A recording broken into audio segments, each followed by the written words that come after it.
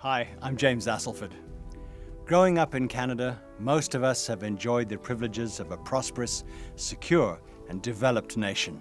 We have been blessed with good education, excellent healthcare, and rewarding career opportunities. We have an abundance of clean water, rich harvests, and easy access to markets.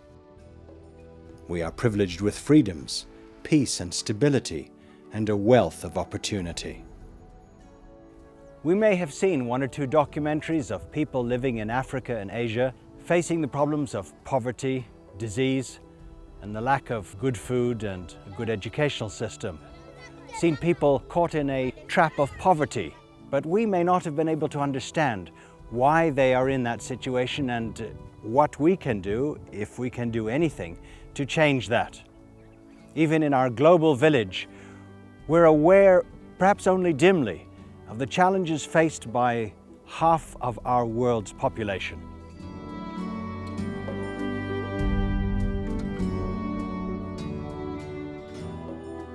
Living busy lives that are filled with work, family, church, and community responsibilities, it may be a rare thought to think of the sadness and hopelessness that so many people face in our world today.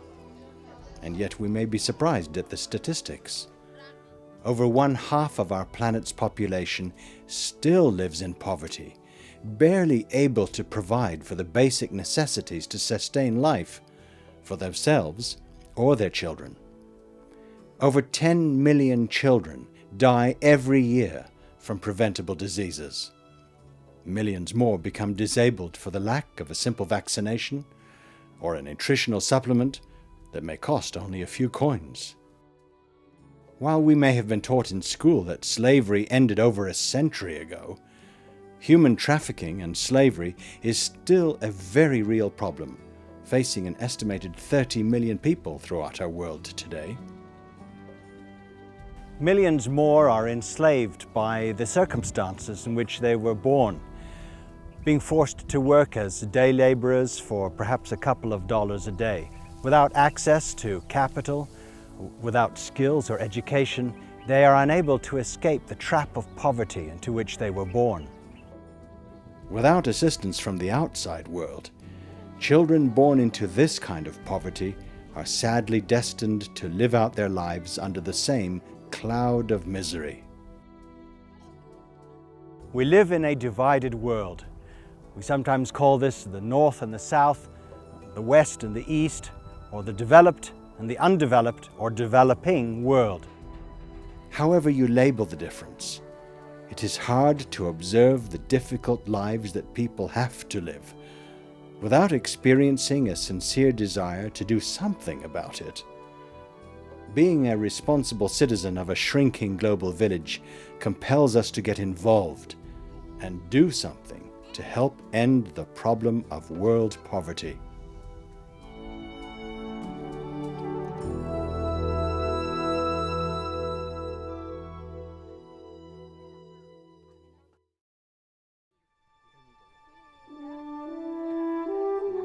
Canadians can take a sense of pride that our nation is committed in funding programs that are designed to bring positive change to the lives of the poor. Beyond working directly with the governments of many of the poorest nations of the world, CIDA, the Canadian International Development Agency, also works with many non-government organizations, or NGOs, to implement comprehensive integrated programs that are designed to lift whole communities out of poverty. Such is the task of ADRA Canada, part of the Adventist Development and Relief Agency worldwide network. Combining the contributions of concerned Canadians with funding from the Canadian government through CEDA, ADRA Canada is lifting people out of poverty in some of the poorest countries of the world by bringing pure water, health and sanitation, education, agricultural instruction, skills training, small loans, and cooperative programs to a community. ADRA Canada is able to break cycles of poverty and provide new opportunity and hope for a better future.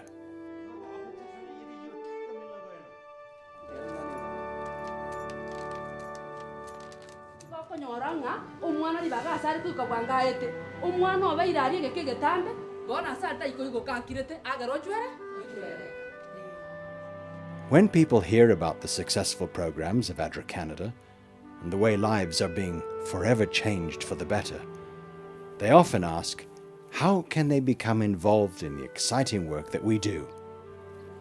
Of course, everyone can partner with ADRA Canada by becoming a regular supporter through financial gifts.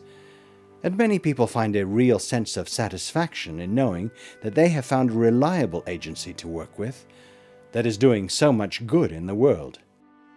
In many cases, the financial gifts that people give are matched, sometimes many times over, by the Canadian government, private corporations, or other development agencies. But for some, giving a financial gift is still not enough. They want to get more directly involved.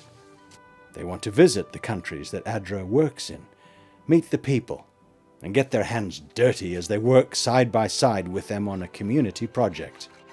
For almost 20 years now, students of Canadian University College have been partnering with ADRA Canada, traveling the world, building schools, health clinics, and water systems. Their most recent project was in the arid section of northern Brazil, where they worked together with the local people to install water storage tanks, designed to collect and store rainwater for use during the long, dry months when there is no rain.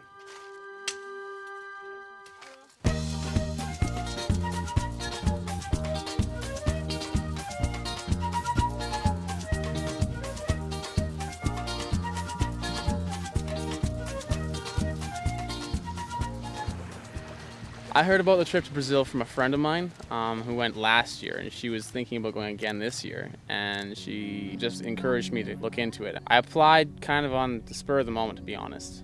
Ended up getting accepted and decided probably that was a good idea to go then. I heard about Brazil and I was like, oh, Brazil's a nice country, I should go. And then I went to the interview and I got chosen, so I'm here.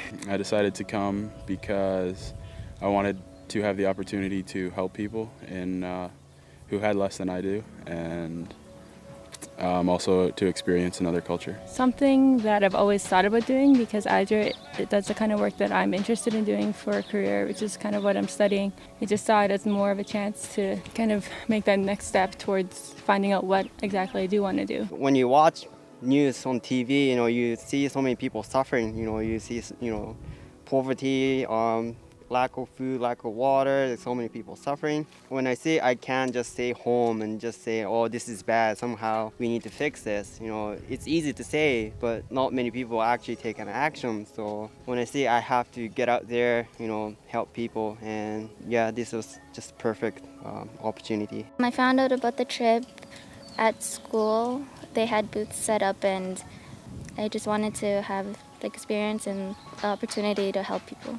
I've always wanted to go on a trip like this and see how these kind of projects are run on the ground level, because it's obviously more than just giving money to someone overseas and then something magically constructs. So, just to see things, how they operate at, the ground level up is really, really kind of cool. And to be involved in that is even more special. I've always known about these trips and have lots of friends who have gone in the past.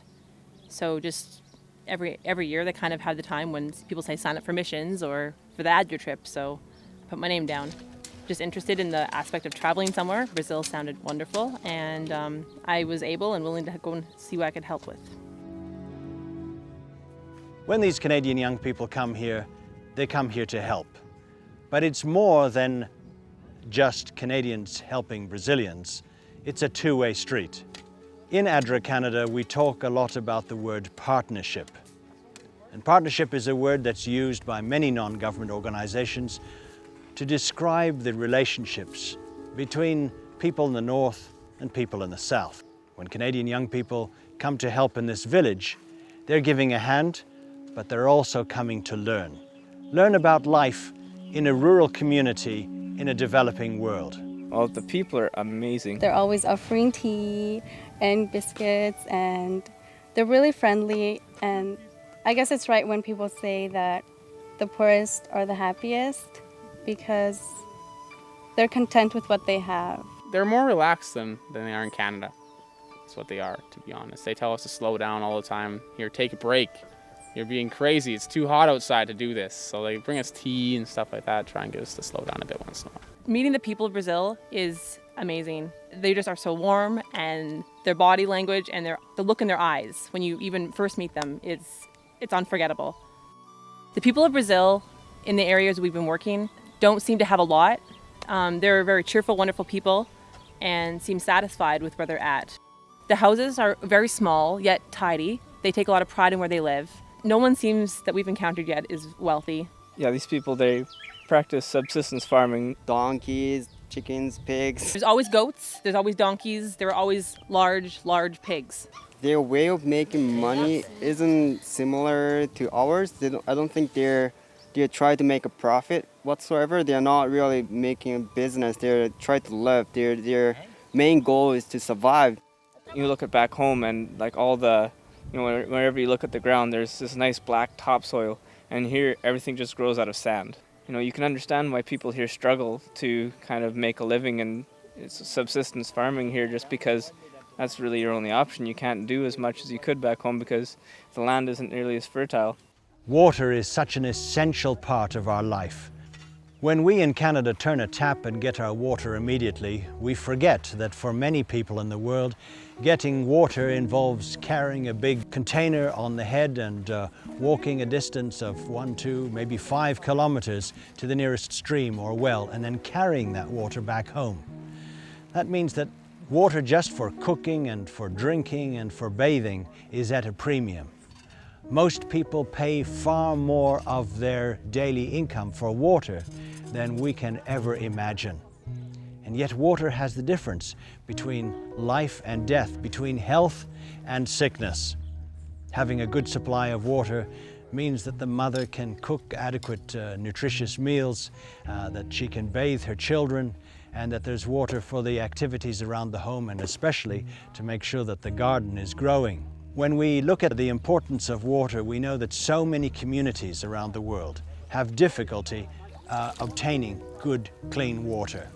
Here in this rural area in central Brazil, the rains come some years, but not others. How then do families cope? One way that they can live through the bad times is by having adequate water storage, making sure that they capture the rain when it comes, and then having it for the gardens, for drinking, for cooking, for bathing in the rest of the year. Our group has been part of an effort to build, I think it's about 70 cisterns in the area by ADRA. We're surely finding that what people are drinking is not consumable, by my opinion, but of course they are drinking it regardless. So we've been building these cisterns. The way they're building them is they make plates, and then they make a base for the cistern. They set it all together, and then they make cement to help mud the sides and then erect it. And then the rain water runs off of the roof into the cistern, and that's how the people get their fresh water. I've mostly been doing digging in holes, pickaxing rock and stuff like that, and mixing cement. At first it was digging holes. We've got these holes, which is either clay or some kind of dirty sand. At one point there was just rocks, so we gave up to let the guys do that. But yeah, so I can dig a hole now, and then the fun comes when you get to backfill it back in. So it's like Tuesday we'll dig the hole, and Thursday we'll fill it right back in the same way. And then in between, we build cement plaques to actually form the cistern. And then you gotta wait a few days for them to dry. And in the meantime, you sift sand, and you sift sand, and you sift sand, and sometimes you get to sort rocks. For some reason, my activities seem to involve a lot of the heavier work. They don't seem to have noticed my delicate side. So, for some reason, I have been the guy who gets to carry cement, get sand, dig holes, swing pickaxes, mix cement. I've been able to actually, a couple times I've been able to learn a couple things about actually building the cistern, some of the cement work itself, but most of the time it's grunt work. Here is a completed water storage tank. You can see the eaves troughs behind me from the roof with the pipes leading to the water storage tank itself. Thanks to your support of ADRA and the community spirit of the people here in this area and the participation of an eager group of Canadian young people, there are a lot of happy families now in this area in central Brazil. In a few months from now, I will be 80 years old. I have lived my whole life here in this part of Brazil. Before water tanks came to our community, we used to have to go about 6 kilometers to collect water. We would haul it home on the backs of donkeys. There have been many times throughout my life where we have had such severe drought that our animals have died because we did not have enough water to give them. During these times, it was very tough, even for us, to survive. Having these water tanks right by our homes has really changed our lives. The water that we used to collect from the lake was very salty. Sometimes it was hard for me to even eat my dinner because the water that we were using would make our food so salty. Now, the water we are using is clean rainwater, and because we have the tanks, we will always have enough, even through the dry months. Our animals no longer die, and the health of our children has really improved. I don't understand why you have come, but I thank you very much.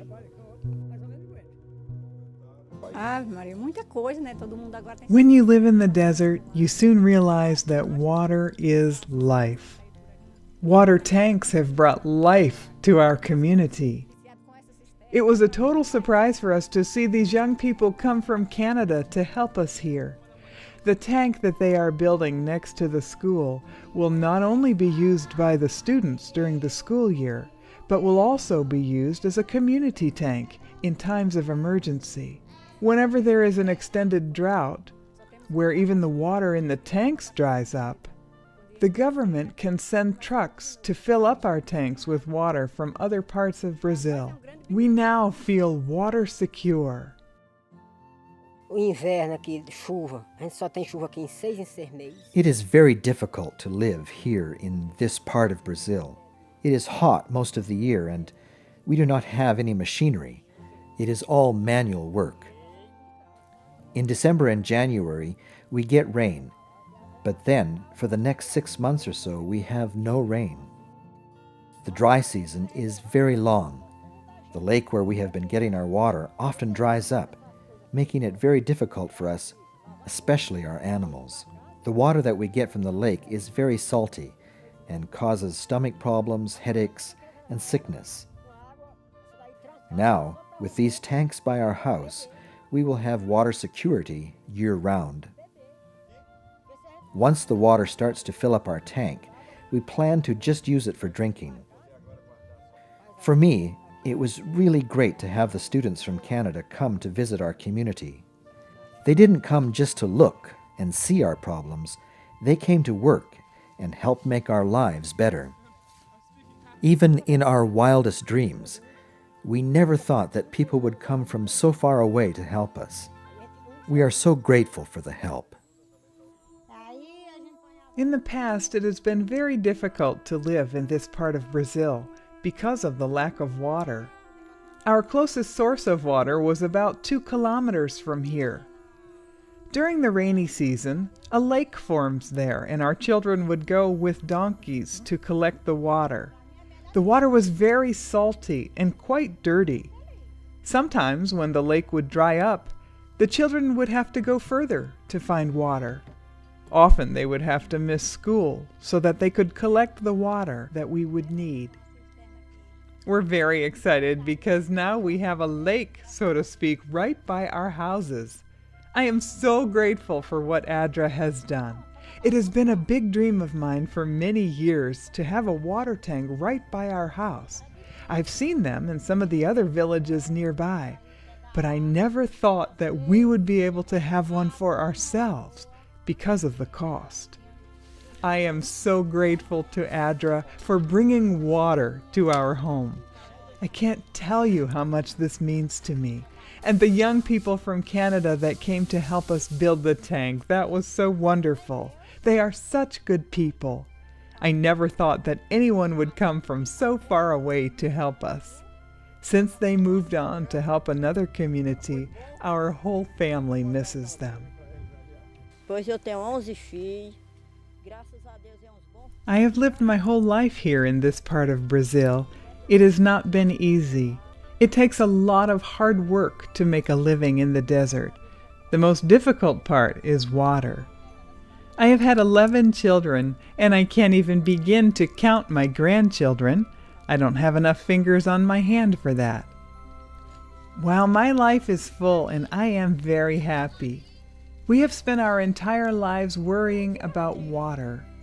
Now that ADRA and the young people from Canada have built this tank right beside our homes, I feel like a worry has been lifted from my heart. I now feel safe and secure.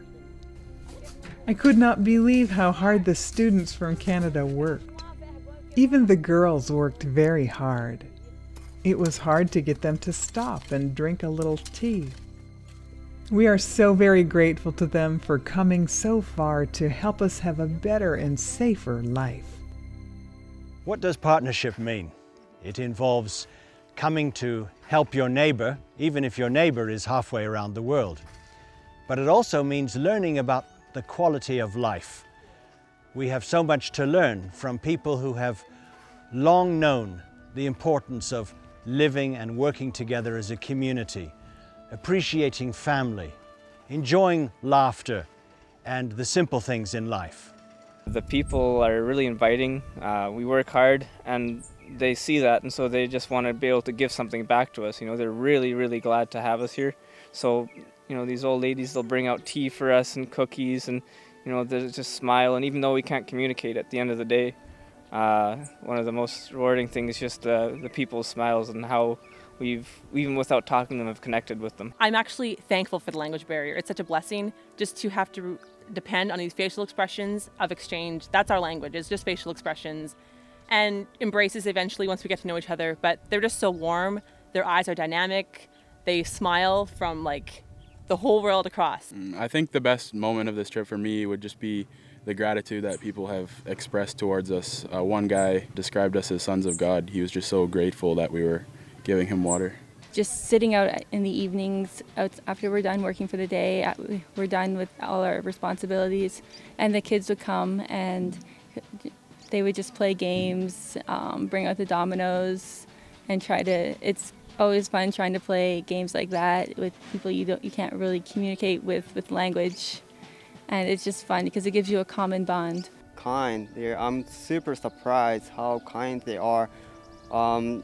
We are foreigners, you know, we kind of stand out in the town, but they, you know, as soon as they see us, they come to us and then try to get to know us. They want to know our names, where we're from, you know, even though we can't communicate, you know, effectively, you know, they still kind of want to play with us, you know, it's really, really good. I'll remember the people the most of anything here. Professor Paul Lehman and Professor Donnelly Lehman are from Canadian University College. They have been involved with ADRA Canada and CUC projects for a number of years. What are their thoughts on this partnership and the involvement of Canadian youth in projects overseas? ADRA Canada has been doing these projects in conjunction with Canadian University College for close to 20 years. In those years, have probably gone to at least 15 different countries. I've been involved with the ADRA program that's involved with CUC for 4 projects. And the first project was to prove the aspect of being able to recognize that the world is bigger than themselves, bigger than their own country. From a television perspective, the students tend to understand the world that they live in, but they do not understand the perspective until they are actually in a developing country, seeing kids living on the street, people taking batteries apart on the street to survive. Those things they don't understand until they see it, experience it, taste the food, smell the streets, interact with the children, see the disease, the underdevelopment. One of the things that we've noticed with students coming on projects like this is really no idea of what development is. What do you do in a country that needs some kind of work done for people that are disadvantaged? And the students, it's amazing what they gain from this. And starting to understand how simple it is to do something for a community with such few tools and still be able to come up with something that works well and benefits the lifestyle of the people that we're working with. Why should we care about whether other people have a difficult life or not, whether a poor farming community here in the central part of Brazil has enough water to drink? Canadians' values dictate that we do care about how other people are able to live. And we also understand more and more that we live in a global village, and when everyone's needs are met, then we all enjoy a better standard of living and a better quality of life. The people of this community are grateful for the support that has been given to them by CIDA, the Canadian International Development Agency, ADRA Canada and ADRA Brazil, representing the Adventist Development and Relief Agency, and Canadian University College, sending these young people here to make a difference and to learn about another culture. Here's the Executive Director of ADRA Canada, Ronald Kuhn, busy helping with the water project. He's showing us the way, so I guess I better get started as well. I think ADRA is awesome. I have always kind of known about ADRA, have a lot of family involved, and done the little door-to-door canvassing kind of thing for funds. But just seeing, like, actually in the field what ADRA can do and how they're so well received, like no strings attached. It's just people serving people. It's a life-changing thing. We're changing individual lives. You look in someone's eyes and you can see that they've actually, it's a new thing for them. They've seen new people. They've understood that somebody from a different country actually cares for them. That's been the biggest thing I think that we've seen change in them, and I think that will change us at the same time. It will help us to see like that we can change lives even at home or wherever. We just need to find the need, take care of what needs to get done.